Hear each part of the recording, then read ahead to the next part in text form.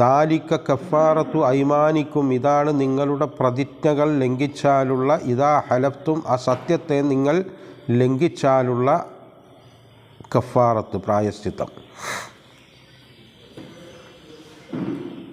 വഹ്ഫദു ഐമാനക്കും, നിങ്ങളുടെ പ്രതിജ്ഞകളെ നിങ്ങൾ സൂക്ഷിക്കുക തന്നെ വേണം.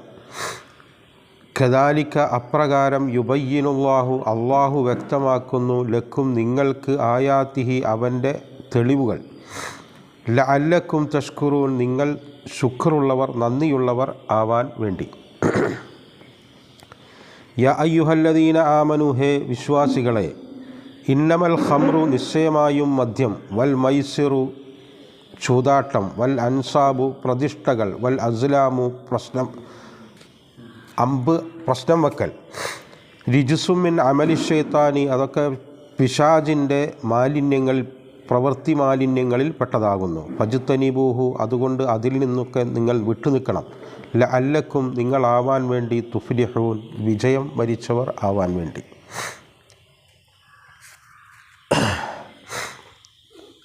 കഴിഞ്ഞ ക്ലാസ് നമ്മൾ ഒരു പേജ്, സാധാരണഗതിയിൽ നമ്മളൊരു പേജ് ഫുള്ളായിട്ടാണ് എടുക്കാറ്.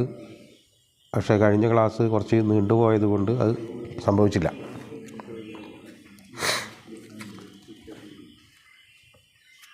നമ്മൾ കഴിഞ്ഞ ആയത്തിൽ പറഞ്ഞത്, ഭൂമിയിൽ മനുഷ്യന് അള്ളാഹു അനുവദിച്ച ഉത്തമ വിഭവങ്ങളെയും ആസ്വാദനങ്ങളെയും സ്വയം വിലക്കിക്കൊണ്ട് അള്ളാഹുവിൻ്റെ പ്രീതി നേടാൻ വേണ്ടി അള്ളാഹുവും റസൂലും പഠിപ്പിക്കാത്ത മാർഗം പിന്തുടരുന്ന മുമ്പേ പിഴച്ചുപോയവരുടെ പിഴച്ച മാർഗത്തെക്കുറിച്ചാണ് കഴിഞ്ഞ ആയത്തിൽ നമ്മൾ പറഞ്ഞത്.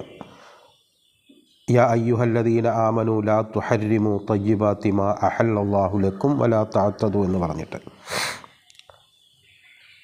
ധിക്കാരത്തിൻ്റെ പേരിലായാലും അമിതഭക്തിയുടെ പേരിലായാലും അള്ളാഹുവും റസൂലും കാണിച്ചു തന്നല്ലാത്ത മറ്റൊരു മാർഗത്തിലൂടെയും അള്ളാഹുവിൻ്റെ പ്രീതി കരസ്ഥമാക്കുക സാധ്യമല്ല. ഇതാണ് ഇസ്ലാം എന്ന് പറയുന്നത്. ഇന്നദ്ദീന ഇൻദല്ലാഹിൽ ഇസ്ലാം എന്ന് പറയുമ്പോൾ അള്ളാഹു സ്വീകരിക്കുന്ന മാർഗം ഇത് മാത്രമാണ്. ഈ ദീനെ അള്ളാഹ് സ്വീകരിക്കുന്നു. അള്ളാഹു തൃപ്തിപ്പെടാൻ എന്താണ് വേണ്ടതെന്ന് അള്ളാഹുവും റസൂലും കാണിച്ച വഴി പോരെന്നാണെങ്കിൽ അത് പിശാചിൻ്റെ വഴിയാണ്. ഇനി പറയാൻ പോകുന്ന വഴി അതാണ്, പിശാചിൻ്റെ. അള്ളാഹുവും റസൂലും പഠിപ്പിക്കാത്ത ഏതു മാർഗവും അത് എന്ത് പേരിൽ അറിയപ്പെട്ടാലും അത് അള്ളാഹു ഇഷ്ടപ്പെടുകയില്ല. അതാണ് ഇന്നല്ലാഹ ലാ യുഹിബ്ബുൽ മുഅ്തദീൻ എന്ന് പറഞ്ഞു. ഇനി അതിൻ്റെ ബാക്കി പറയാം. വക്കുലു, നിങ്ങൾ ഭക്ഷിക്കുക, മിമ്മാ റസഖക്കുമുല്ലാഹു, അള്ളാഹു നിങ്ങൾക്ക് നൽകിയതിൽ നിന്ന്, ഹലാലൻ ത്വയ്യിബൻ, ഹലാലായും ത്വയ്യിബായും. അതായത് ഇതിവിടെ കുലു എന്ന് പറയുമ്പോൾ ഭക്ഷിക്കുക എന്ന് പറഞ്ഞാൽ എല്ലാത്തരം ഉപയോഗങ്ങളും, അതായത് ഉപയോഗത്തിൻ്റെ ഏറ്റവും മേലെ നിൽക്കുന്നത് തീറ്റയായതുകൊണ്ട് അതിനെ എടുത്തു പറയുന്നത് എല്ലാത്തരം ഉപയോഗങ്ങളും. അള്ളാഹു അനുവദിച്ച ഉത്തമ വിഭവങ്ങൾ, അത് ഭക്ഷണം മാത്രമല്ല, ആസ്വാദനമോ അലങ്കാരമോ എന്തു ആവാം. ഒരിക്കലും ആരാലും അത് വിലക്കപ്പെടാൻ പാടില്ല. അതാണ്, അത് അള്ളാഹുവിൻ്റെ നിയമനിർമ്മാണാധികാരത്തിലേക്കുള്ള കടന്നുകയറ്റമാണ്.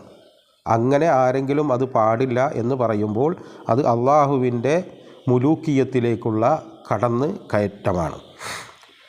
അത് രണ്ട് രൂപത്തിലും വരാം. ഒന്ന് നിഷേധ രൂപത്തിൽ വരാം, അതല്ലെങ്കിൽ അമിത ഭക്തിയുടെ പേരിലും രണ്ടും വരാം. രണ്ടായാലും ഫലം ഒന്ന് തന്നെയാണ്.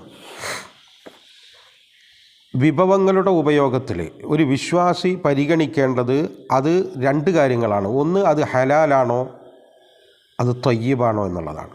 ഹലാലായ എല്ലാ സാധനങ്ങളും ത്വയ്യിബായിക്കൊള്ളണമെന്നില്ല.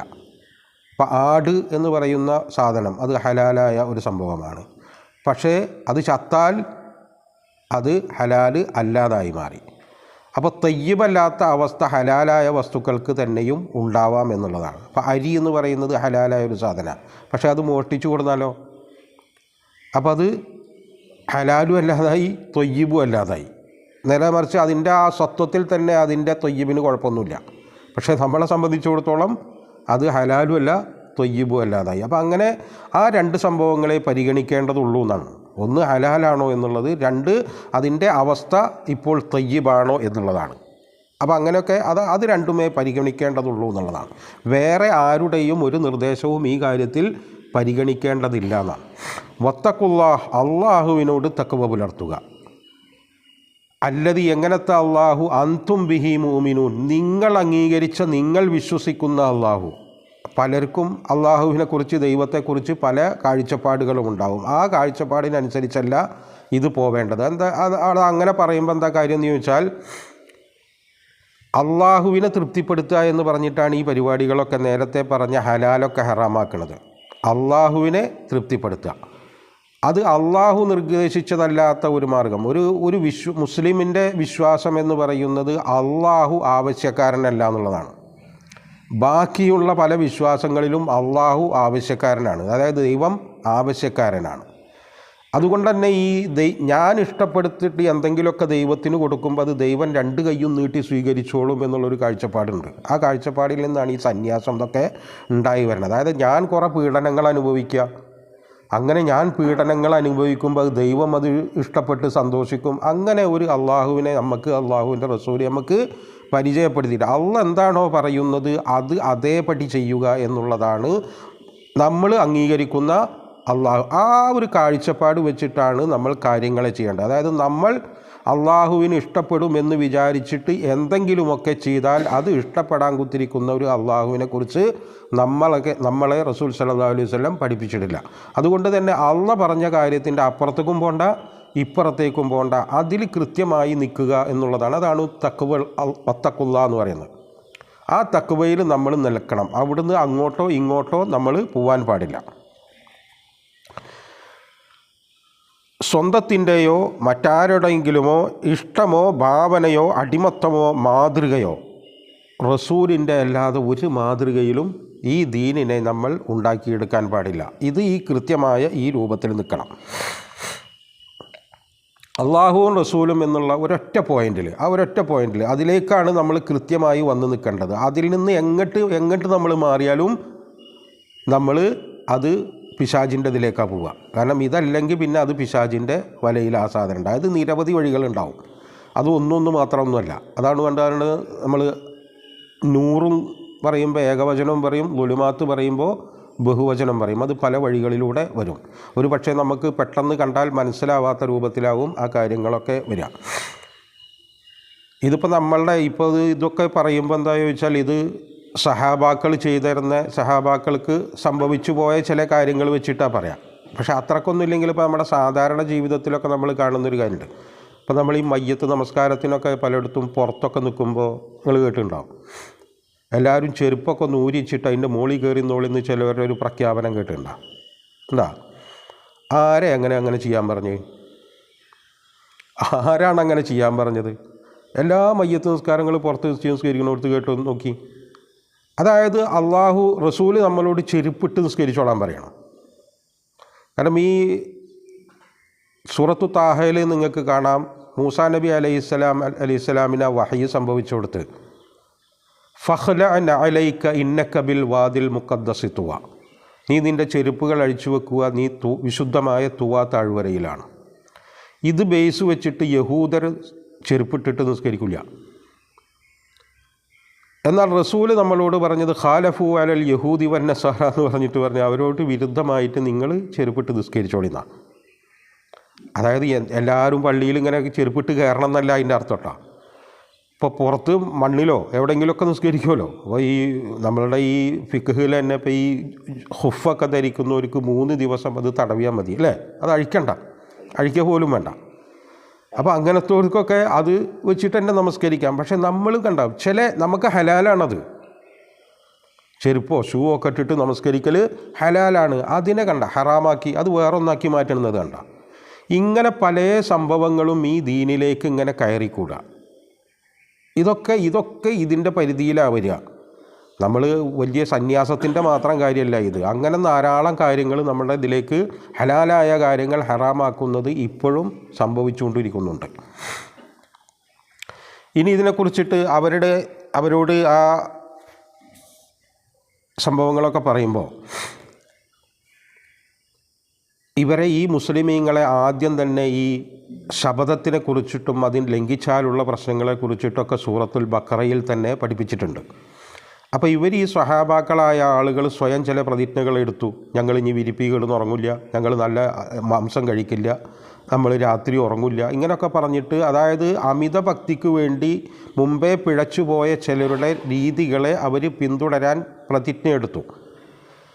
അപ്പം അങ്ങനെ അതൊന്നും ശരിയല്ല എന്ന് പറഞ്ഞപ്പോൾ പിന്നെ അവർക്കൊരു പ്രശ്നം ഉണ്ടായെന്ന് വെച്ചാൽ, നമ്മളുടെ ഈ പ്രതിജ്ഞ ഇനി എന്താവും? നമ്മൾ ഈ എടുത്ത പ്രതിജ്ഞ ഉണ്ടല്ലോ, ഈ എടുത്ത പ്രതിജ്ഞ ഇനി അള്ളാഹു ചോദ്യം ചെയ്യില്ലേ, അതിനെ പ്രതി നമ്മളെ പിടികൂടില്ലേ? ആ ആശങ്ക അവർക്ക് വന്നപ്പോൾ അതിന് മറുപടിയായി അവരുടെ ലാ യുആഖിദുക്കുമുല്ലാഹു ബില്ലഗ്വി ഫീ ഐമാനിക്കും, അള്ളാഹു നിങ്ങളുടെ ലഗ്വിൻ്റെ പേരിൽ നിങ്ങളെ പിടികൂടുകയില്ല എന്നാണ്. ലഗ്വ് എന്ന് നമ്മളിവിടെ പറയുമ്പോൾ നമ്മൾക്ക് ഉത്തമ ബോധ്യമില്ലാത്ത, യഥാർത്ഥ വിശ്വാസത്തിൻ്റെ പിൻബലമില്ലാത്ത, ദീനിന് എതിരായ, പ്രത്യേകിച്ചൊരു ഉദ്ദേശവുമില്ലാത്ത അങ്ങനത്തെ ആ രൂപത്തിലൊക്കെ വരുന്ന പ്രതിജ്ഞകൾക്കാണ് ഇവിടെ ലഗ്വ് എന്ന് പറയാം. ലഗ്വ് എന്ന് പറയാം. അങ്ങനത്തെ പ്രതിജ്ഞകൾ, ആ പ്രതിജ്ഞകൾ അതിനെ പ്രതി അള്ളാഹു നിങ്ങളെ അത് ലംഘിച്ചു എന്ന് വെച്ചിട്ട് അള്ളാഹു നിങ്ങളെ പിടികൂടുകയില്ല. ഫിഖ്ഹിലൊക്കെ അതിന് ഇനി കഫാറത്ത് വേണോ എന്നുള്ള ചർച്ചകളുണ്ടാവും, വേണമെന്നും വേണ്ട എന്നുള്ള അഭിപ്രായക്കാരൊക്കെ ഉണ്ടാവും. പക്ഷേ അള്ളാഹു പറഞ്ഞാൽ അതിൻ്റെ പേരിൽ നിങ്ങളെ പിടികൂടുകയില്ല. പക്ഷേ യുആഖിദുക്കും, നിങ്ങളെ അള്ളാഹു പിടികൂടുക തന്നെ ചെയ്യും. ബിമാ അഖത്തുമുൽ ഐമാൻ, ഒരു പ്രതിജ്ഞ അതിൻ്റെ എല്ലാ ക്വാളിറ്റിയോടും കൂടി ഒരു പ്രതിജ്ഞ നിങ്ങൾ എടുത്താൽ അതിൻ്റെ പേരിൽ അള്ളാഹു നിങ്ങളെ പിടികൂടും. കാരണം അത് ലംഘിച്ചാൽ അള്ളാഹു നിങ്ങളെ പിടികൂടും. അപ്പോൾ അങ്ങനത്തെ പ്രതിജ്ഞകൾ ലംഘിക്കേണ്ടി വന്നാൽ, ഏതെങ്കിലും കാരണത്താൽ ലംഘിക്കേണ്ടി വന്നാൽ, ഫകഫാറത്തുഹു, അതിൻ്റെ കഫാറത്ത്, അതിൻ്റെ പ്രായശ്ചിത്തം. ചില പ്രതിജ്ഞകൾ അതിനേക്കാൾ നല്ലതാണ് വേറൊന്ന് അതിലേക്ക് മാറുക എന്ന് കണ്ടാൽ അങ്ങനെ അനുവദനീയമാണെന്നാണ്. പക്ഷേ അപ്പോഴും ആ പ്രതിജ്ഞാലംഘനത്തിന് കഫാറത്ത് ചെയ്യണമെന്നാണ്. ആ കഫാറത്ത് ഇത്ആമു അശറത്തി മസാക്കീൻ, 10 അഗതികൾക്ക് ഭക്ഷണം നൽകുക. മിൻ ഔസത്തി മാ തുത്ഇമൂന അഹ്ലീക്കും, നിങ്ങളുടെ കുടുംബത്തിന് നൽകുന്ന മധ്യ ലെവലിലുള്ള ഭക്ഷണം. മധ്യ ലെവലുള്ള, മദ്യം എന്ന് പറഞ്ഞാൽ വസ്തു എന്ന് പറഞ്ഞാൽ മദ്യെന്നും ഉത്തമം എന്നും 2 അർത്ഥത്തിലും ഉപയോഗിക്കുന്നതാണ്. അപ്പോൾ അത് ആ 2 ആശയം ശരിക്ക് ഇവിടെ വരുന്നുണ്ട്. ഒന്നാമത്തെ സംഭവം എന്താണെന്ന് വെച്ചാൽ ഈ മദ്യം എന്നുള്ളതാണ് ഏറ്റവും നല്ലത്, അതാണ് അതിൻ്റെ സംഭവം, അങ്ങോട്ടോ ഇങ്ങോട്ടോ വല്ലാതെ പോവാതെ. അപ്പോൾ ഇവിടെ അങ്ങനെ പറയുമ്പോൾ എന്താ ചോദിച്ചാൽ, അതായത് നമ്മളുടെ മോൾക്ക് കല്യാണത്തിന് എടുക്കുന്ന ഡ്രസ്സ് തന്നെ ആ ഒരു ക്വാളിറ്റിയിലേക്കൊന്നും നമ്മൾ പോകണ്ട. നമ്മൾ സാധാരണഗതിയിൽ വീട്ടിൽ നമ്മളുടെ കുടുംബത്തിന് നൽകുന്ന ഭക്ഷണം ആ ഒരു കാറ്റഗറിയിലാണ് നിൽക്കുക. ഇനി അഥവാ ശേഷിയുള്ള ആൾ, ഇപ്പോൾ ഈ കൊടുക്കുന്ന ആളുടെ ശേഷിയാണ് ഇതിൽ പരിഗണിക്കേണ്ടത്, കൊടുക്കപ്പെടുന്ന ആളുടെ അല്ല. ഇപ്പോൾ ബംഗാളിയാണെന്ന് വിചാരിച്ചിട്ട് അങ്ങനെ എന്തെങ്കിലും കൊണ്ട് കൊടുത്താൽ പോരാന്നോ? ഞാൻ കൊടുക്കുകയാണെങ്കിൽ എൻ്റെ നിലവാരത്തിനനുസരിച്ചാണ് കൊടുക്കേണ്ടത്. ആർക്കാണോ കൊടുക്കുന്നത് അയാളുടെ നിലവാരമല്ല പരിഗണിക്കേണ്ടത്. ഇനിയിപ്പോൾ കുറച്ച് നല്ല നിലക്ക് കൊടുക്കാൻ കഴിയുന്ന ആളാണെന്ന് കൊടുക്കുന്നതുകൊണ്ടും വിരോധം ഇല്ലാന്ന്. ഔ കിസ്വത്തുഹും, അല്ലെങ്കിൽ അവർക്ക് വസ്ത്രം നൽകണം, ഈ 10 ആളുകൾക്ക് വസ്ത്രം നൽകണം. ഔ തഹരീറു റഖബ, അല്ലെങ്കിൽ അടിമയെ മോചിപ്പിക്കണം. ഈ അടിമയെ മോചിപ്പിക്കുക ഇപ്പോഴത്തെ കാലത്ത് അത് പ്രസക്തമല്ലെങ്കിൽ, ഈ അടിമയെ മോചിപ്പിക്കുക എന്ന് പറയുമ്പോഴും ഏറ്റവും വിലപിടിപ്പുള്ള അടിമേനെന്നല്ല, ഒരു ഔസത്ത് തന്നെയാണ് അതിലും വേണ്ടത്. വസ്ത്രമാണെങ്കിലും ഈ മധ്യ ലെവലിലുള്ളതാണ്. ഇതിനെ നമ്മളിനി വേറെ ഒരു മൂല്യം കണക്കാക്കി ചെയ്യുമ്പോൾ എന്താണെന്ന് വെച്ചാൽ, ആദ്യം പരിഗണിക്കുക അടിമയെയാണ്, പിന്നെ വസ്ത്രം, പിന്നെ ഭക്ഷണം, ആ ഒരു ലെവലിലാണ് വരിക. ഈ തഹരീറു റഖബ എന്നൊക്കെ പറയുമ്പോൾ നമ്മൾ റഖബ എന്ന് പറയുന്നതിനാണ് ഈ അടിമ എന്ന് പറയാം. റഖബ എന്ന് പറഞ്ഞാൽ വാസ്തവത്തിൽ ആ കാലത്തുള്ള അടിമ തന്നെ ആയിക്കൊള്ളണമെന്നില്ല. അപ്പോൾ ഇന്ന് കടം കൊണ്ട് വലഞ്ഞൊക്കെ കെടുക്കുന്ന, അതായത് പിരടി എന്നുള്ളതാണ് ഇതിൻ്റെ അർത്ഥം, പിരടി. ഇന്നൊക്കെ വല്ലാതെ കടം കൊണ്ട് വലഞ്ഞ ഒരാൾ തല ഉയർത്തി നിൽക്കാൻ പറ്റാത്ത രൂപത്തിൽ ജീവിക്കുക, അങ്ങനത്തെ ഒരാളിനെ അതിൽ നിന്ന് മോചിപ്പിക്കുമ്പോഴും പക്ഷേ ഈ കാലത്തിനനുസരിച്ചൊരു പക്ഷേ അത് ഒക്കെ ഇതിലേക്ക് വരാവുന്ന കാര്യമാണ്. അതാണ് അങ്ങനത്തെ വാക്കുകൾ തന്നെ അള്ളാഹു ഉപയോഗിക്കുന്ന. എല്ലാ കാലത്തും ഇതിനൊന്നും ഒരേ രൂപം അടിമ എന്നൊക്കെ പറയുമ്പോൾ ആ രൂപത്തിൽ തന്നെ ഉണ്ടായിക്കൊള്ളണമെന്നില്ല എന്നുള്ളതാണ്. അതൊക്കെ അതിലേക്ക് പരിഗണിക്കാവുന്ന സാധനമാണ്. കാരണം വലിയ വിശാലതയുള്ള ഒരു സംഭവമാണ്. പലതരം അടിമത്തങ്ങളും ഇപ്പോഴുണ്ട്. ഫമല്ലം യജിദ് ഫസുയാമു സലാസത്തി അയ്യാം, ഇനി അതൊന്നും അയാൾക്ക് സാധ്യമായില്ലെങ്കിൽ അപ്പോൾ 3 നോമ്പ് നോക്കണം എന്നാണ്. അത് തുടർച്ചയായിട്ട് വേണോ ഇടവിട്ട് വേണോ അതൊക്കെ ഫിഖ്ഹി ചർച്ചകളിൽ വരുന്നതാണ്. ഇവിടെ നമ്മൾ നോക്കേണ്ട ഒരു കാര്യം എന്താ വെച്ചാൽ ഒരു പ്രതിജ്ഞ എന്ന് പറയുമ്പോൾ നമ്മൾ അള്ളാഹുവിനെ മുൻനിർത്തി എടുക്കുന്ന ഒരു സത്യമാണ് നമ്മൾ ഈ പ്രതിജ്ഞ എന്ന് പറയുന്നത്. അത് ലംഘിച്ചാൽ ഒന്ന് സ്വന്തത്തിനോട് അല്ലെങ്കിൽ അള്ളാഹുവിനോട് അതിനോട് ഏറ്റവും അടുത്ത് നിൽക്കുക എന്ന് പറയുന്നത് ഈ 3 നോമ്പാണ്. ഈ മറ്റേതല്ല, വസ്ത്രമല്ല, ഭക്ഷണമല്ല, അടിമമോചനമല്ല. പക്ഷേ ഇവിടെ അള്ളാഹു മുൻഗണന കൊടുത്തിട്ടുള്ളത് ഈ സമൂഹത്തിലേക്ക് തുറന്നു വെച്ചിട്ടുള്ള ഈ സംഭവമാണ്. ഈ ഇസ്ലാമിൻ്റെ ഒരു പ്രത്യേകത നമ്മൾ പലയിടത്തും എപ്പോഴും കാണുന്നൊരു സംഭവം എന്താണെന്ന് വെച്ചാൽ ഇതിന് സമൂഹത്തിലേക്ക് തുറന്നു വെച്ച വാതിലുകൾ ധാരാളം ഉണ്ട് എന്നുള്ളതാണ്. ധാരാളം വാതിലുകൾ സമൂഹത്തിലേക്ക് ഇങ്ങനെ തുറന്നു വെച്ചതുണ്ട്. ഇപ്പം നമ്മളുടെ ഒരു കുട്ടി ജനിക്കുമ്പോൾ ഒരു അക്കീഖ് അറുക്കുന്നു ഇല്ലേ, അവിടുത്തെ ആളുകൾക്ക് പാവപ്പെട്ടവർക്കൊക്കെ കൊടുക്കുന്നു ഇല്ലേ. അതുമാതിരി നമ്മൾ ഉദൂഹയ്യത്ത്, സദക്ക, സക്കാത്ത് ഇതൊക്കെ സമൂഹത്തിലേക്ക് ഇങ്ങനെ നിരവധി വാതിലുകൾ തുറന്നു വെച്ചേക്കാം. വാസ്തവത്തിൽ ഒരു മതം എന്നുള്ള നിലക്ക് നമ്മൾ ഒരു സാമ്പ്രദായിക മതം എന്നുള്ള നിലക്കാണിച്ചെങ്കിൽ ഏറ്റവും ടോപ്പിൽ നിൽക്കേണ്ടത് നോമ്പാണ്. പക്ഷേ ഇത് അതിനൊക്കെ കഴിഞ്ഞതിന് ശേഷമാണ് അതിനൊന്നും പറ്റിയില്ലെങ്കിൽ അതിലേക്ക് കടക്കുന്നുള്ളൂ. അപ്പോൾ ഈ സമൂഹവുമായിട്ടുള്ള ഈ ബന്ധം വാസ്തവത്തിൽ ഇതിൻ്റെ കുറേ മേഖലകൾ അടച്ചു കളഞ്ഞിരിക്കണം. കാരണം അത് മുസ്ലിമീങ്ങൾക്ക് മാത്രമേ കൊടുക്കാൻ പാടുള്ളൂ, മറ്റവർക്ക് കൊടുക്കാൻ പാടില്ല. അങ്ങനത്തെ ചില ആവശ്യമില്ലാത്ത നിബന്ധനകൾ, റസൂലൊന്നും പഠിപ്പിക്കാത്ത, അള്ളാഹു പഠിപ്പിക്കാത്ത നിബന്ധനകൾ ഇതിലേക്ക് കൂട്ടിച്ചേർത്തുകൊണ്ട് ഒരുപാട് വാതിലുകൾ നമ്മളിങ്ങനെ അടച്ചിട്ടിരിക്കുക. വാതിലുണ്ട്, പക്ഷെ എന്താ വെച്ചാൽ സാധനം അടച്ചിട്ടിരിക്കാം. അങ്ങനത്തെ കുറേ പ്രശ്നങ്ങൾ ഇതിൽ നിലവിലുണ്ട്.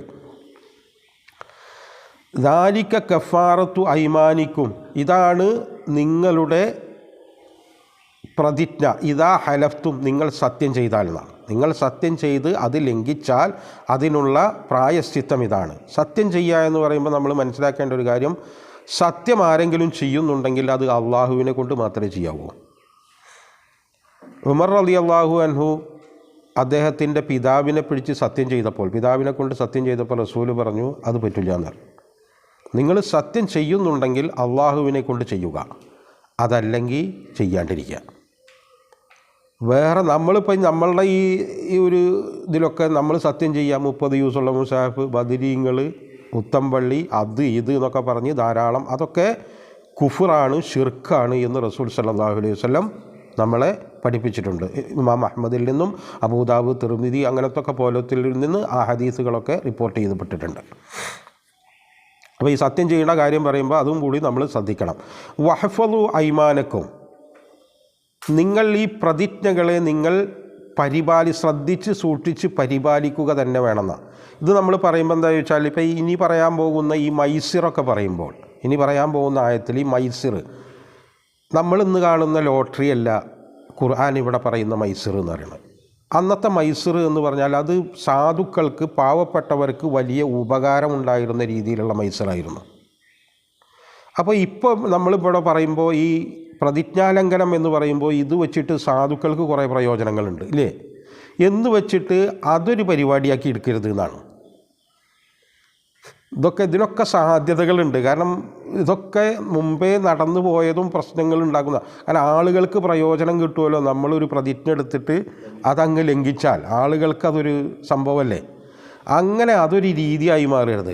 ഇത് അള്ളാഹുവുമായിട്ടുള്ള സംഭവമാണ്. വഹ്ഫളു ഐമാനക്കും, നിങ്ങൾ നിങ്ങളുടെ പ്രതിജ്ഞകൾ എടുക്കേണ്ടത് നിറവേറ്റാൻ വേണ്ടിയിട്ടാണ്, അല്ലാതെ അത് ലംഘിച്ചിട്ട് കഫാറത്ത് ചെയ്യാം. ലംഘിക്കലും അത് കഫാറത്ത് പിന്നെ അതിനൊക്കെ ചേരും. അത് അള്ളാഹുവിൻ്റെ കാരുണ്യത്തിൻ്റെ ഭാഗമായിട്ട് നമുക്ക് കിട്ടിയ ഒരു ഓപ്ഷനാണ്. ആ ഓപ്ഷനിലല്ല നമ്മൾ പോയി തൂങ്ങിക്കെടുക്കേണ്ടത്. നമ്മൾ അള്ളാഹുവുമായിട്ടാണ് ഈ പ്രതിജ്ഞ എടുക്കുന്നത്. ഒരു കാര്യം ചെയ്യുമെന്നോ ചെയ്യാതിരിക്കുമെന്നോ നമ്മൾ പ്രതിജ്ഞ എടുക്കുമ്പോൾ അതിന് അള്ളാഹുവിനെ സാക്ഷിയാക്കുന്നതിൻ്റെ കാര്യം എന്താണെന്ന് ചോദിച്ചാൽ, ഈ ചെയ്യലും ചെയ്യാതിരിക്കലും അതിൻ്റെ സാഹചര്യമൊക്കെ കൊണ്ടുവന്ന് തരാൻ അള്ളാഹുവിനല്ലാതെ ഒരാൾക്കും കഴിയില്ല എന്നുള്ളതാണ്. വേറെ ആർക്കും ഇതിലൊന്നും ഒരു പങ്കുമില്ല, ഒന്നും ചെയ്യാൻ പറ്റില്ല. അതുകൊണ്ട് തന്നെയാണ് നമ്മൾ അള്ളാഹുവിനെ സാക്ഷിയാക്കുന്നത്. ആ അള്ളാഹുവിനെ സാക്ഷിയാക്കുമ്പോൾ അതിൻ്റെ ബന്ധം ഡയറക്റ്റ് അള്ളാഹുവുമായിട്ടാണ്. പക്ഷേ അത് ലംഘിക്കുമ്പോൾ നമ്മളോട് അള്ളാഹു ചെയ്യുന്ന കാരുണ്യത്തിൻ്റെ ഭാഗമായിട്ടാണ് ഈ കഫാറത്തൊക്കെ അതിലേക്ക് കയറി വരുന്നത്. അതുകൊണ്ട് അത് സൂക്ഷിക്കുക തന്നെ വേണം. കദാലിക യുബയ്യിനുല്ലാഹു ലക്കും ആയാത്തിഹി, അള്ളാഹുവിൻ്റെ ഈ തെളിവുകൾ, അള്ളാഹുവിൻ്റെ ആയാത്തുകൾ അള്ളാഹു നമുക്ക് വ്യക്തമാക്കി തരുന്നത് ലഅല്ലക്കും തഷ്കുറൂൻ, അത് വെറുതെ കേട്ട് കുത്തിരിക്കാൻ മാത്രമല്ല, അത് ജീവിതത്തിൽ പ്രാവർത്തികമാക്കി അള്ളാഹുവിനോട് നന്ദി ചെയ്യുക എന്നുള്ളതാണ്. അള്ളാഹുവിനോട് നന്ദി ചെയ്യുക എന്ന് പറഞ്ഞാൽ അതാണ് അത് നമ്മളുടെ ജീവിതത്തിലേക്ക് കൊണ്ടുവന്ന് അത് പ്രാവർത്തികമാക്കുമ്പോഴാണ്. ഈ പ്രാവർത്തികമാക്കുക എന്ന് പറയുന്നതിന് വേറെ ചില പരിപാടികളുണ്ട്. ഇനിയിപ്പോൾ ഈ ഹംറൊക്കെ ആയി വരുമ്പോൾ നമുക്കത് അതിൻ്റെ ആ ഒരു പ്രത്യേക സംഭവമുണ്ട്. ഈ ഒരു സംഭവം നമ്മൾ പ്രവൃത്തിയിലേക്ക് കൊണ്ടുവരണമെങ്കിൽ അതിനൊരു ബേസ് ഉണ്ടാവണം. ആ ബേസ് ഇല്ലാതെ അത് പ്രവൃത്തിയിലേക്ക് വരില്ല. ഇപ്പോൾ ഈ ഹംറ് എന്ന് പറയുന്നത് യാ അയ്യുഹല്ലദീന ആമനു, ഹേ വിശ്വാസികളെ, ഇന്നമൽ ഹംറു വൽ മൈസിറു വൽ അൻസാബു വൽ അസ്ലാം, മദ്യവും ചൂതാട്ടവും പ്രതിഷ്ഠകളും പ്രശ്നം വെക്കലുമൊക്കെ റിജ്സുമിൻ അമലി ശൈത്താൻ, അതായത് അള്ളാഹുവിൻ്റെ മാർഗത്തിൽ നിന്ന് അത് അങ്ങോട്ടായാലും വേണ്ടില്ല ഇങ്ങോട്ടായാലും വേണ്ടില്ല. അമിതഭക്തിയാണെങ്കിലും ധിക്കാരമാണെങ്കിലും ഏത് നിലക്കാണെങ്കിലും അത് പിന്നീട് എത്തിപ്പെടുക പിശാചിൻ്റെ വഴിയിലാണ്. പിശാചിൻ്റെ വഴികളാണ് ഈ പറയുന്ന സാധനം, ഹംറും മൈസിറും അൻസ്വാബും അസ്ലാമും ഒക്കെ. ഈ ഹംറും മൈസിറും ഒക്കെ ഖുർആനിൽ പറഞ്ഞു കൊടുത്തൊക്കെ ഒന്നിച്ചാണ് പറഞ്ഞിട്ടുണ്ടാവുക. ഇത് രണ്ടും കൂടിയിട്ടാണ് പറഞ്ഞിട്ടുണ്ടാവുക. ഈ ഹംറിൻ്റെ ഒരു വിഷയം പറയുമ്പോൾ എങ്ങനെയാണ് റസൂൽ സല്ലല്ലാഹു അലൈഹി വസല്ലം ഒരു 10, 13, 15 വർഷം കൊണ്ട് നമ്മൾ ഈ മദീനയിൽ ഈ ആയത്ത്, ഇത് 4ാമത്തെ ഘട്ടത്തിലാണ് ഈ ആയത്ത് വരുന്നത്. 4ാമത്തെ ഘട്ടമാണ്, മദ്യനിരോധനത്തിൻ്റെ 4ാമത്തെ ഘട്ടത്തിലാണ് ഈ ആയത്ത് വരുന്നത്. ഇതിൽ ആദ്യത്തെ ഘട്ടം വരുന്നത് സൂറത്തുൻ നഹലിലാണ്. അതിൽ പറയുന്നത് വമിൻ സമറാത്തിൻ നഖീലി വൽ അനാബി തത്തഖിദൂന മിൻഹു സക്കറൻ വരിസ്ഖൻ ഹസന ഇന്ന ഫീ ദാലിക ലആയാത്തിൻ ലിഖൗമി യഅഖിലൂൻ. 1ാമത്തെ ഘട്ടമാണ്. 2ാമത്തെ ഘട്ടം പറയുന്നത് യസ്അലൂനക അനിൽ ഖംരി വൽ മൈസിരി ഖുൽ ഫീഹിമാ ഇസ്മുൻ കബീറുൻ വമനാഫിഉ ലിന്നാസി വഇസ്മുഹുമാ അക്ബറു മിൻ നഫ്ഇഹിമാ. 2ാമത്തെ ഘട്ടം അത് സൂറത്തു ബഖറയിലാണ്. ഇനി നിസായിൽ 3ാമത്തെ ഘട്ടം വരുന്നുണ്ട്. യാ അയ്യുഹല്ലദീന ആമനൂ ലാ തഖറബുസ് സ്വലാത്ത വ അൻതും സുക്കാറ ഹത്താ തഅലമൂ മാ തഖൂലൂന വലാ അങ്ങനെ അത് 3ാമത്തെ ഘട്ടം. 4ാമത്തെ ഘട്ടമാണിത്. യാ അയ്യുഹല്ലദീന ആമനൂ ഇന്നമൽ ഖംറു വൽ മൈസിറു വൽ അൻസാബു വൽ അസ്ലാം എന്ന് പറയുന്ന ഈ ആയത്ത്. ഈ ആയത്ത് നമ്മൾ ഈ ആയത്തിൻ്റെ നമ്മളുടെ ഇതിൻ്റെ ഒരു സാഹചര്യങ്ങളിലേക്ക് പോയപ്പോൾ ഈ ആയത്ത് അവതരിച്ച് അത് ജനങ്ങൾ കേട്ട മാത്രയിൽ കുടിക്കാൻ ഇങ്ങനെ വെച്ചവർ അങ്ങനെ കുടിക്കാണ്ട് ഒഴിവാക്കി. അത് ഒഴിച്ചു കൊടുക്കുന്നത് അവിടെ വെച്ച് നിർത്തി. അവരുടെ ഉണ്ടായിരുന്ന മദ്യത്തിൻ്റെ സ്റ്റോക്ക് മുഴുവൻ അവൻ ഒഴുക്കിക്കളഞ്ഞു. നമുക്ക് അത്ഭുതം തോന്നി, ഇതൊക്കെ ഉള്ളത് തന്നെയാണോ എന്ന്, ഇത് സംഭവിച്ചതാണോ എന്ന്. കാരണം ഈ മദ്യം മൈസൂർ എന്ന് പറഞ്ഞിട്ടുണ്ടെങ്കിൽ ഈ മനുഷ്യൻ്റെ തലക്ക് പിടിക്കുന്ന സാധനമാണ്. നമ്മൾക്കിപ്പോൾ ഏറ്റവും ഒഴിവാക്കാൻ ഏറ്റവും പ്രയാസം തോന്നുന്ന സാധനം ഈ ലഹരിയാണ്. കാരണം ഇതിന് അഡിക്റ്റായവരെ കയറ്റുക. അപ്പോൾ നമ്മളിപ്പോൾ ഇതിൻ്റെ ഈ കൗൺസിലിങ്ങും അതും ഇതൊക്കെ അഡിക്ഷൻ സെൻറ്ററൊക്കെ പോയാൽ അവരോട് സംസാരിച്ചാൽ അവർ പറയുന്നൊരു കാര്യം എന്ന് ചോദിച്ചാൽ 5% ഇത് വിജയിക്കുള്ളൂ അത്രേ. ഈ 5% ഇത് വിജയിക്കാൻ കാരണം അത്രയും ഉള്ളിൽ നിന്ന് താല്പര്യമുള്ളവർക്ക് മാത്രമേ ഇത് ഒഴിവാക്കാൻ പറ്റുള്ളൂ. ഏതെങ്കിലും നിലക്ക് അതിൽ ശക്തി കുറഞ്ഞാൽ ആര് വിചാരിച്ചിട്ടും ഇതിൽ കാര്യമില്ല. ഇനി നമ്മൾ ഇത് വന്നപ്പോൾ ഇത് റസൂൽ സല്ലല്ലാഹു അലൈഹി വസല്ലം ഇത് എങ്ങനെ സമൂഹത്തിൽ നടപ്പാക്കി? ഈ ആയത്ത് ആദരിക്കുന്ന ഉഹദ് യുദ്ധം കഴിഞ്ഞിട്ടാണ്. ഉഹദ് യുദ്ധം കഴിഞ്ഞതിൻ്റെ ശേഷം അപ്പോൾ എത്ര 13 ഏറെക്കുറെ 16 വർഷം ആയിരിക്കുന്നു. ഇനി നമ്മൾ മക്കി സൂറകളിലേക്ക് നമ്മൾ പോയി നോക്കിയാൽ മക്കി സൂറകളിൽ അള്ളാഹു ആ സംഭവങ്ങളൊക്കെ വെറും അള്ളാഹുവും മനുഷ്യനും. ആരാണ് അള്ളാഹു, ആരാണ് ഈ മനുഷ്യൻ? ഈ 2 പോയിന്റിൽ ഊന്നിയിട്ടൊക്കെ എടുക്കുന്നുണ്ടാവുക. അതായത് വിശ്വാസം അങ്ങ് കൃത്യമാക്കുക. 16 വർഷം ആ വിശ്വാസം കൃത്യമാക്കാൻ വേണ്ടി റസൂൽ സല്ലല്ലാഹു അലൈഹി വസല്ലം പണിയെടുത്തിട്ടുണ്ട്. അതിൻ്റെ ശേഷമാണ് നിയമങ്ങളൊക്കെ ഇംപ്ലിമെൻ്റ് ചെയ്യുന്നത്.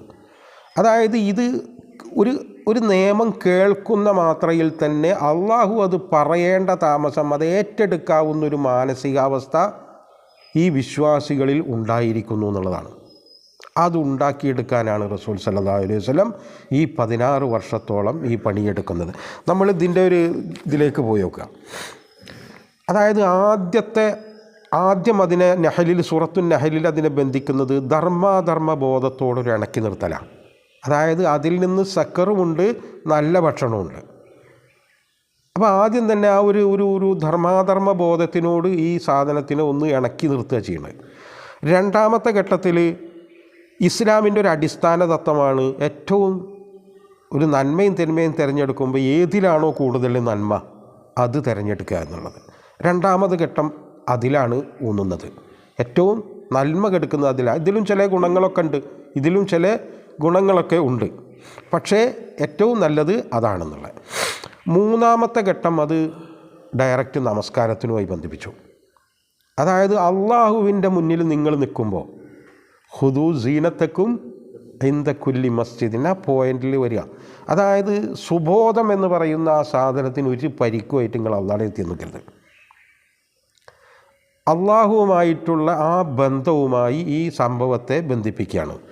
നാലാമത്തെ ഘട്ടത്തിൽ അത് ഡയറക്റ്റ് ഷിർക്കിനുമായും കുഫറുമായും അങ്ങ് ബന്ധിപ്പിച്ചു. ഇനി അതിലേക്ക് പ്രവേശിക്കാൻ ഒരു പോയിൻറ്റും വിശ്വാസി എന്ന് പറയുന്ന ഈ സാധനത്തിനില്ല.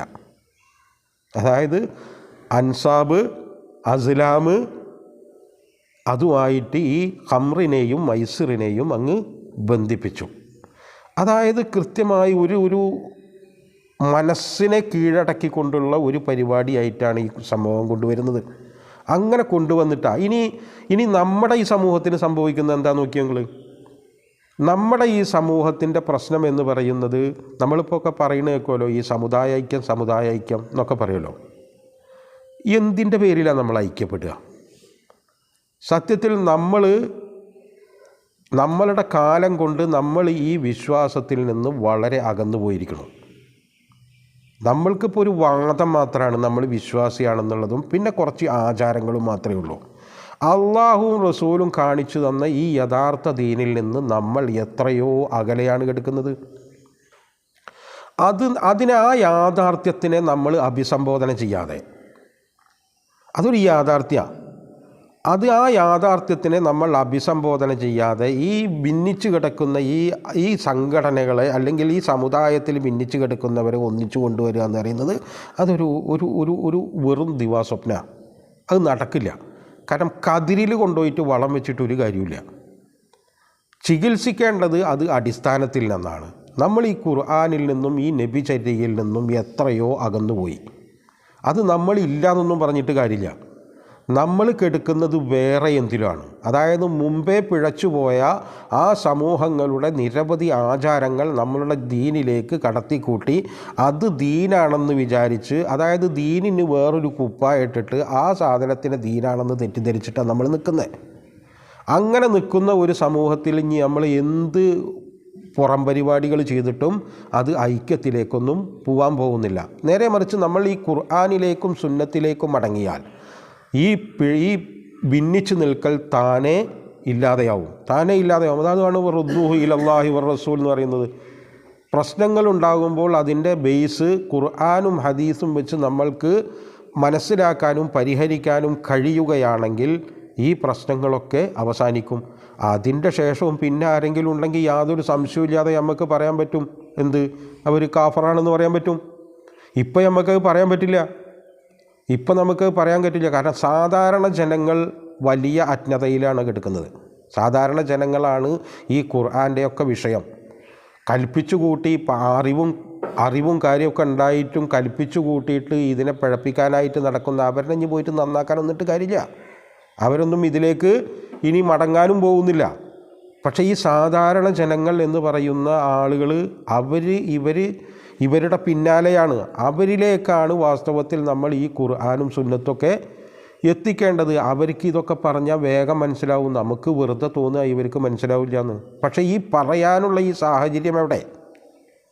അത് നമ്മൾ ഉണ്ടാക്കിയെടുക്കണം. നമ്മൾ ഓരോ നാട്ടിലും ഓരോ ഗ്രാമത്തിലും കഴിയാവുന്നത്ര രൂപത്തിൽ 2, 3, 4 അത് നമ്മൾ ഈ ഖുർആനും ഈ നബിചര്യയും ഈ സാധാരണ ജനങ്ങളിലേക്ക് എത്തിക്കാൻ ശ്രമിക്കണം.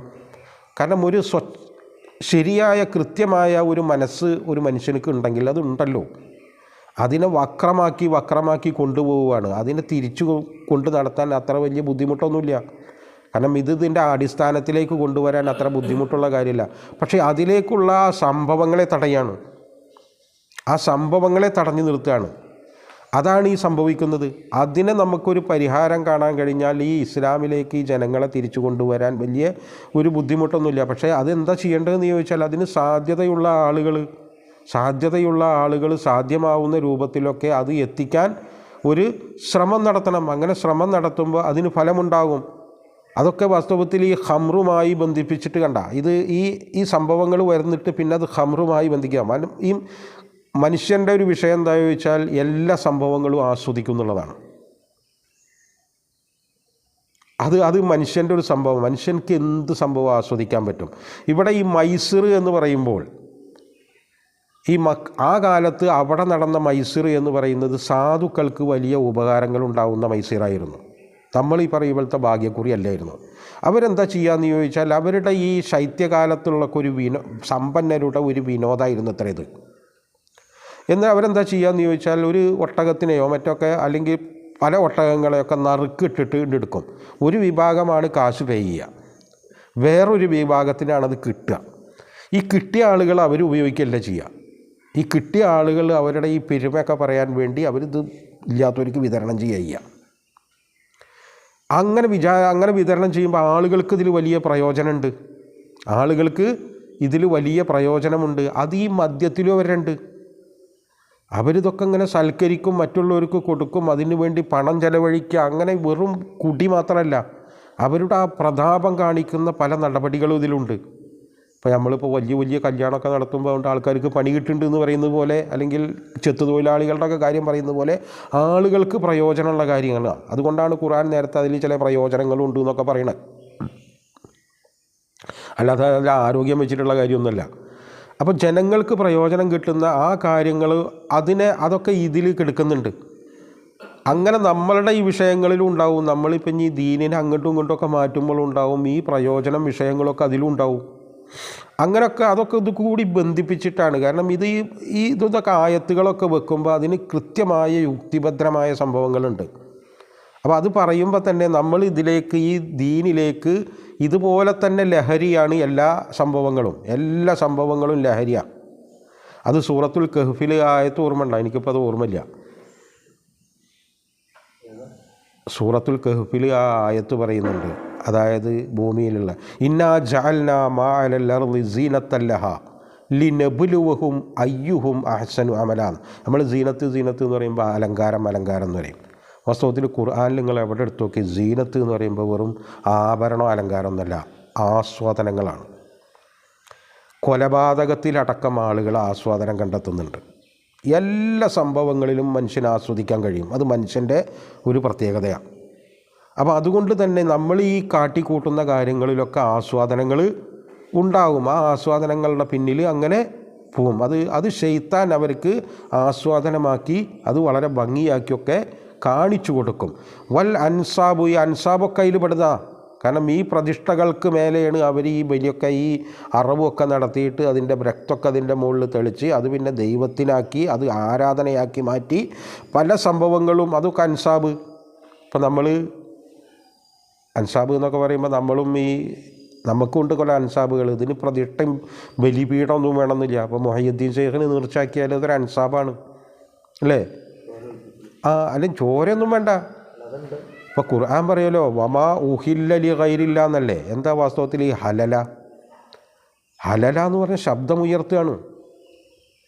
ആർക്ക് വേണ്ടിയാണോ ഇത് ശബ്ദമുയർത്തിയത് അതാണ്, വെറും അറക്കലല്ല.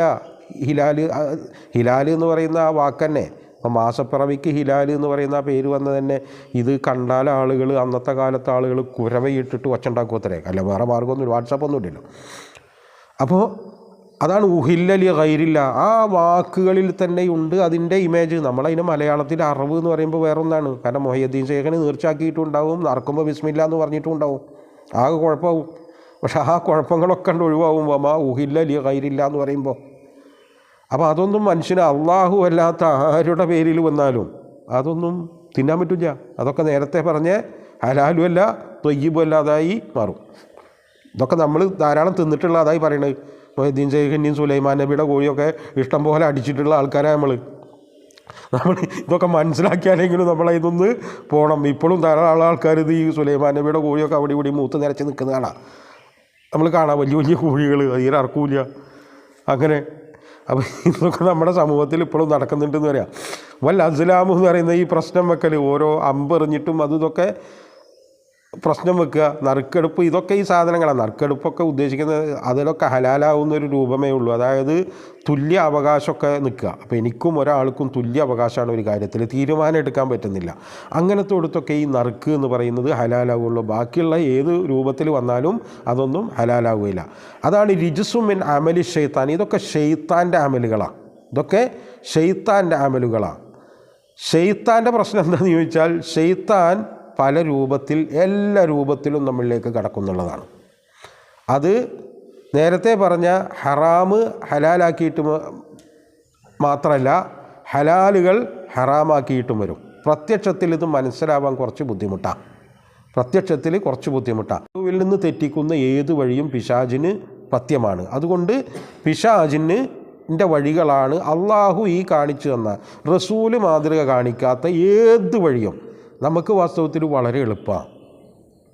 നമുക്ക് സങ്കീർണമാകുന്നത് വേറെയാണ്. നമുക്ക് വളരെ എളുപ്പമാണ്. ഒരു കാര്യം നമ്മൾ ചെയ്യുമ്പോൾ അത് അള്ളാഹു കൽപ്പിച്ചിട്ടുണ്ടോ, അതിന് റസൂലിൻ്റെ മാതൃക ഉണ്ടോ എന്ന് നോക്കുക. എന്തത്ര വലിയ ബുദ്ധിമുട്ട്. അത് വളരെ ഈസിയാണ്. കാരണം മുസ്ലിമീൻ്റെ ജീവിതം എന്ന് പറയുന്നത് വളരെ ഈസി. അത് സങ്കീർണമാക്കിയതാണ്. അതുകൊണ്ട് എന്താ ചോദിച്ചാൽ, നമുക്ക് ഒരുപാട് സംഭവങ്ങളിൽ നിന്ന് നമുക്ക് മോചനം കിട്ടുന്നുണ്ട്. ഒരുപാട് സംഭവങ്ങളിൽ നിന്ന് ഈ അള്ളാഹുവിനെയും റസൂലിനെയും പിന്തുടരുക എന്ന് പറയുന്ന ഈ ഒരു പരിപാടിയിൽ നിന്നാൽ നമ്മൾ ഒരുപാട് സംഭവങ്ങളിൽ നിന്ന് മോചിതരാവും. ഒരുപാട് കാട്ടിക്കൂട്ടലുകളിൽ നിന്ന് നമ്മൾ മോചിതരാവും. അത് ഏറ്റവും എളുപ്പമായ വഴിയാണ്. അള്ളാഹു നമുക്ക് ഏറ്റവും എളുപ്പമായ, സങ്കീർണമായ വഴികളല്ല അള്ളാഹു നമുക്ക് ഇതാക്കിയത്. കാരണം നമ്മൾ സങ്കീർണതയിൽ പോയി പെട്ടപ്പോൾ നമുക്കത് മനസ്സിലാവാതെ പോയതാണ്. അതാ ഉണ്ടായത്. അതുകൊണ്ട് ഫജ്തനിബൂഹു, അതിൽ നിന്നൊക്കെ നിങ്ങൾ വിട്ടു നിൽക്കണം. ലഅല്ലക്കും തുഫ്ലിഹൂൻ. നിങ്ങൾ തുഫ്ലിഹ, ഫലഹ എന്ന് പറഞ്ഞാൽ, ഫല്ലാഹ എന്ന് പറഞ്ഞാൽ കൃഷിക്കാരനാണ്. ഭൂമിയിൽ ചെയ്യുന്ന കൃഷിയുണ്ടല്ലോ, ഭൂമിയിൽ അള്ളാഹു അനുവദിച്ച ഈ സമയത്ത് അള്ളാഹു നൽകിയ സാഹചര്യങ്ങൾ ഉപയോഗപ്പെടുത്തി, അള്ളാഹു നൽകിയ വിഭവങ്ങളെ ഉപയോഗിച്ചുകൊണ്ട് അത് അള്ളാഹു ഇഷ്ടപ്പെട്ട മാർഗത്തിൽ ജീവിക്കുക. അതാണ് ഇവിടുത്തെ ഫല്ലാഹ എന്ന് പറയുന്നത്. അതാണ് ഇവിടുത്തെ കൃഷി. ഈ കൃഷിയുടെ ഫലമെടുക്കുന്നത് പരലോകത്താണ്. അതാണ് തുഫ്ലിഹു എന്ന് പറയുന്നത്. അങ്ങനെ ഫലമെടുക്കാൻ വേണ്ടിയിട്ടാണ് അള്ളാഹു നമ്മളെ ഈ ഭൂമിയിലേക്ക് പറഞ്ഞയച്ചിട്ടുള്ളത്. ഇത് തന്നെയാണ് നമ്മൾ ലാ ഇലാഹ ഇല്ലല്ലാഹ് എന്ന് പറയുന്നത്, മുഹമ്മദുർ റസൂലുള്ളാഹ് എന്ന് പറയണം. ഇതിൻ്റെ ഒക്കെ എൻഡിൽ എവിടെ നമ്മൾ വിഷയം പറഞ്ഞാലും അതിൻ്റെ ചൂട്ടിൽ അടിവരയായിട്ട് കൊടുക്കാൻ പറ്റും ലാ ഇലാഹ ഇല്ലല്ലാഹ് മുഹമ്മദുർ റസൂലുള്ളാഹ് എന്ന് പറയുന്നത്. അതായത് നമ്മൾ അള്ളാഹു ഇഷ്ടപ്പെട്ട, റസൂല് കാണിച്ചു തന്ന ആ ഒരു പോയിൻ്റിൽ നിന്നുകൊണ്ട് നമ്മൾ ജീവിക്കുമ്പോഴാണ് നമ്മളെ അള്ളാഹുവിനെ ഇലാഹാക്കുക. അതല്ല നമുക്ക് തോന്നിയ മാതിരിയാണ്, അല്ലെങ്കിൽ വേറെ ഏതെങ്കിലും രൂപത്തിലാണ്, ആർക്കെങ്കിലും തോന്നിയതുപോലെയാണ്, ഭാവനക്കനുസരിച്ചാണ്, അങ്ങനെയൊക്കെ നമ്മൾ ചെയ്യുമ്പോൾ നമ്മൾ മറ്റു പലരെയും ഇലാഹാക്കുന്നു. നമുക്ക് അള്ളാഹു ഹലാലാക്കിയ ഒരു സാധനം ഹറാമാക്കുമ്പോൾ നിയമം നിർമ്മിക്കാൻ നമുക്കും അധികാരമുണ്ട് എന്ന് അള്ളാഹുവിൽ നമ്മൾ പങ്കു ചേർക്കുന്നു. ഇതൊക്കെയാണ് ഈ ആയത്തുകളുടെ വരുതിയിൽ വരുന്ന കാര്യങ്ങൾ. എന്നാൽ നമുക്കിവിടെ നിർത്താം. വാഖിറു ദഅ്വാനാ അനിൽ ഹംദുലില്ലാഹി.